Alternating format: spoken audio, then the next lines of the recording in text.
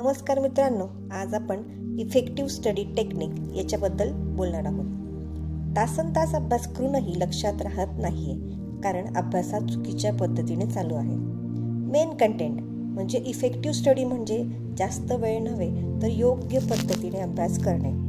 पहिली टेक्निक म्हणजे Pomodoro method. याच्यामध्ये 25 मिनिटं अभ्यास करायचा, 5 मिनिटं ब्रेक घ्यायचा, जेणेकरून मेंदू थकत नाही आणि लक्ष केंद्रित राहतं. टेक्निक दुसरी, ॲक्टिव्ह रिकॉल. वाचून झाल्यावर पुस्तक बंद करायचं आणि स्वतःला प्रश्न विचारायचा की मला काय समजलं. टेक्निक तिसरी, स्पेस रिव्हिजन. आज जे काही शिकवलं ते 3 दिवसांनी 7 दिवसांनी त्याची पुन्हा उजळणी करायची.